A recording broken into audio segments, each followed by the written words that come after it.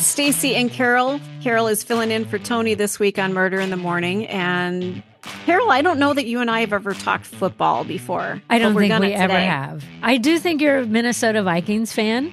I am. Because you have talked about them before. Yes, I was raised in Minnesota and I live in Wisconsin now. I am not a Packer fan. I have an appreciation for the team. I follow them.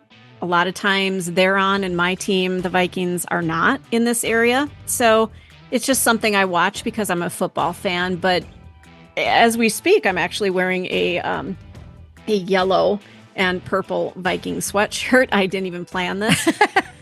I seriously am. It's a little covered in cat hair. Admit it. It's your uniform every day. You get up and put on your Vikings gear.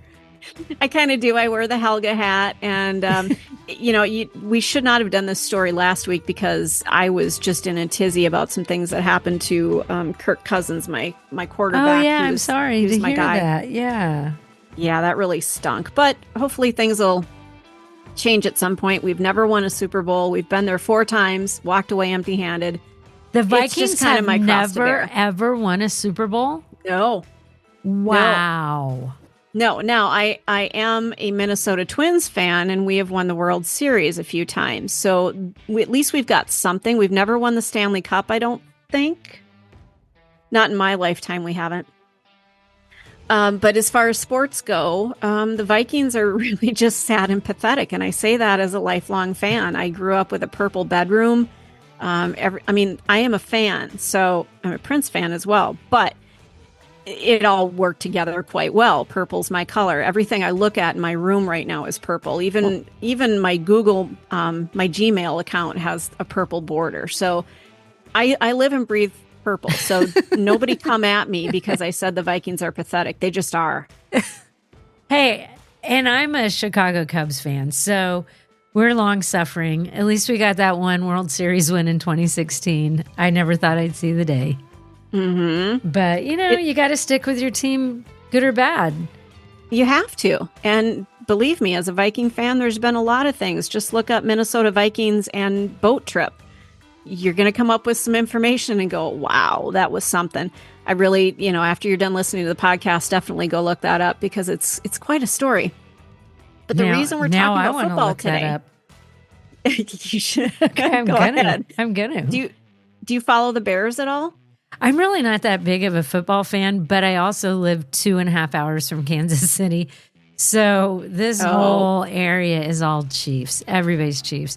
And so you can't, since I don't have a favorite team, when I was a kid, it was the Minnesota Vikings.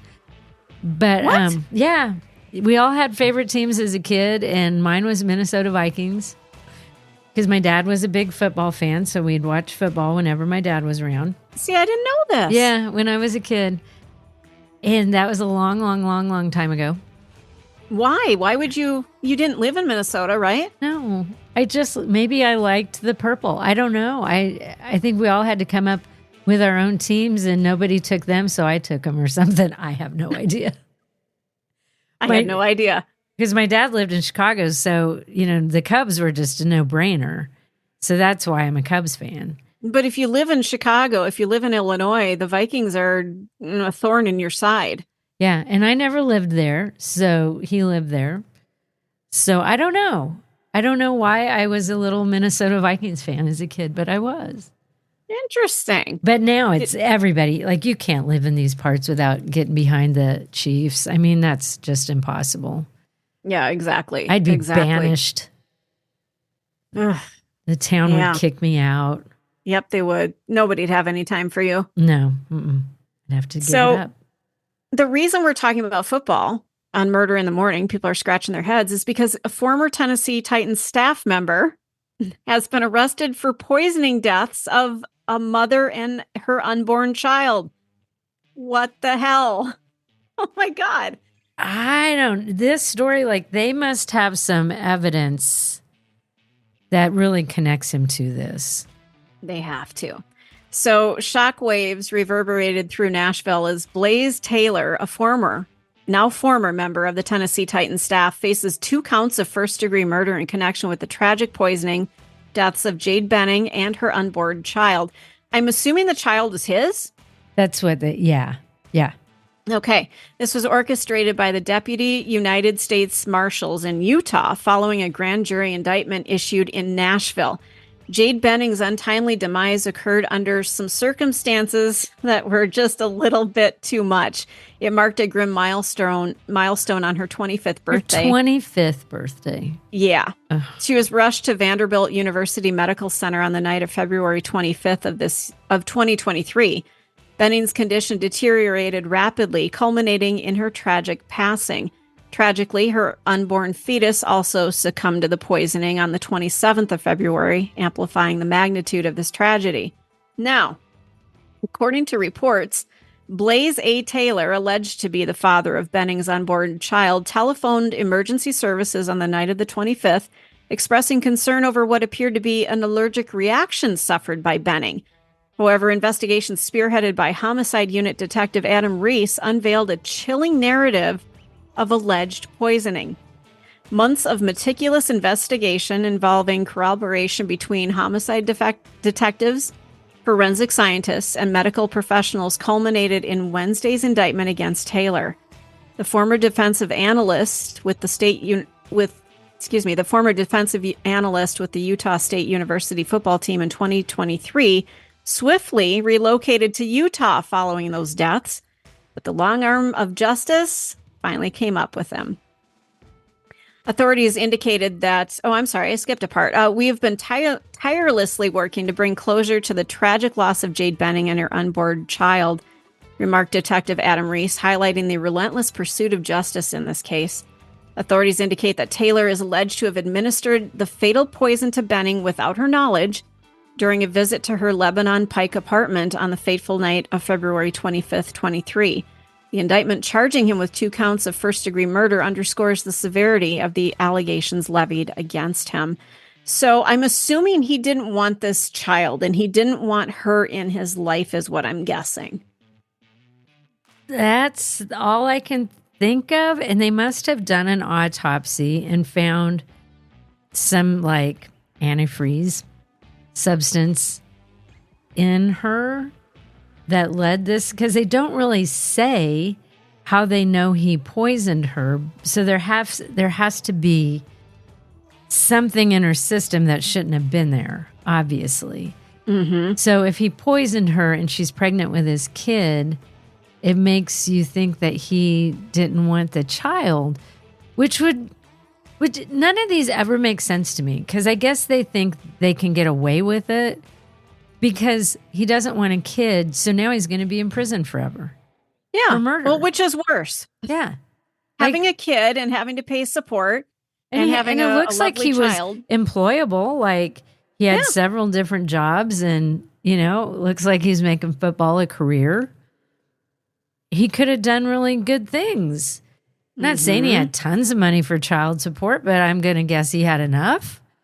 He could have paid child support.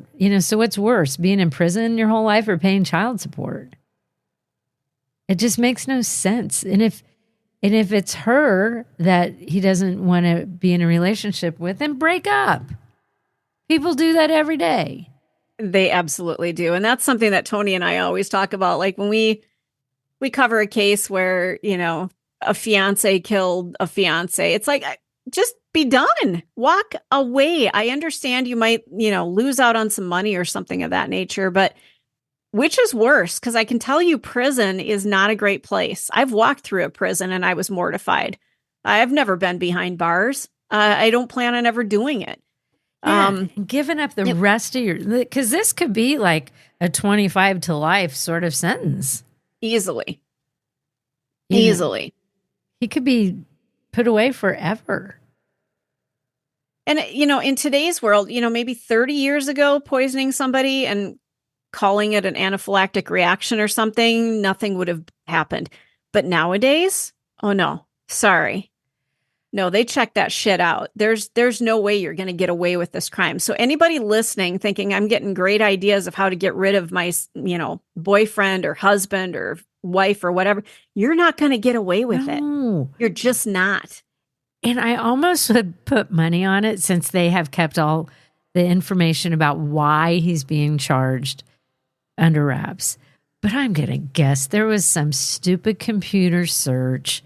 What's the best poison to use to kill somebody? Right. Because they all seem to do that. Yep. It just makes no sense. Like, you could just move on with your life. Pay your child support. This is a child. Like, maybe you would fall madly in love with your own child. This is your child you're killing. Yep. This could have been the next person to maybe cure cancer or be an amazing football player. I mean, you don't know. And yeah, it's going to upend your life a little bit, and it's going to kind of put the squeeze on you financially. And maybe you should have used a condom, or maybe it broke and whatever. Maybe it just, damn, it wasn't planned. But guess what? Worse things have happened. This is not the end of your world. And you just killed the mother of your child. And now you're going to jail.